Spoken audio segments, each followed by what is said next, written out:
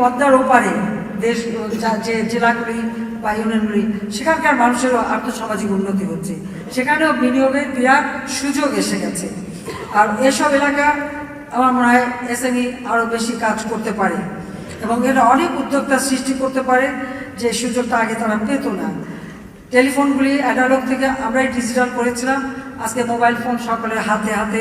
আওয়ামী লীগ সরকারই এটা দিয়ে গেছে সকলের হাতে। আমরা চাই আমরা শিল্প খাতে আধুনিক প্রযুক্তি ব্যবহার করব, পিছিয়ে না, সামনের দিকে এগিয়ে যেতে চাই এবং কর্মসংস্থানের সুযোগ আবার যাতে নষ্ট না হয়। কারণ এই যে চতুর্থ শিল্প বিপ্লব, এটা যদিও বলা হচ্ছে যে ডিজিটাল পদ্ধতিতেই সব হবে, কিন্তু সেখানে কিন্তু উদ্যোক্তা লাগবে, কাজের লোক লাগবে। কিন্তু পাশাপাশি আমরা যখন পদক্ষেপ নিব আমাদের এটা মাথায় রাখতে হবে, বিশেষ করে এসএমই ফাউন্ডেশনকে এটা খেয়াল রাখতে হবে, শিল্প মন্ত্রণালয়কে এটা খেয়াল রাখতে হবে যে শ্রম ঘন শিল্প যেন আমাদের দেশে গড়ে ওঠে।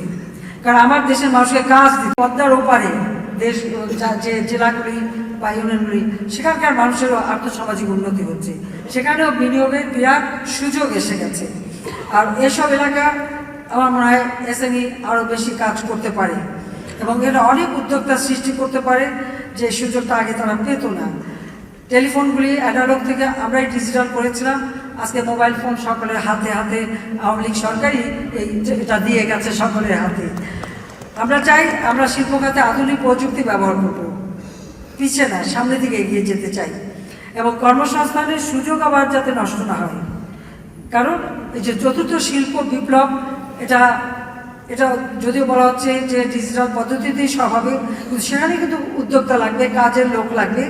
কিন্তু পাশাপাশি আমরা যখন পদক্ষেপ নিব আমাদের এটা মাথায় রাখতে হবে, বিশেষ করে এসএমই ফাউন্ডেশনকে এটা খেয়াল রাখতে হবে, শিল্প মন্ত্রণালয়কে এটা খেয়াল রাখতে হবে যে শ্রম ঘন শিল্প যেন আমাদের দেশে গড়ে ওঠে। কারণ আমার দেশের মানুষকে কাজ দিতে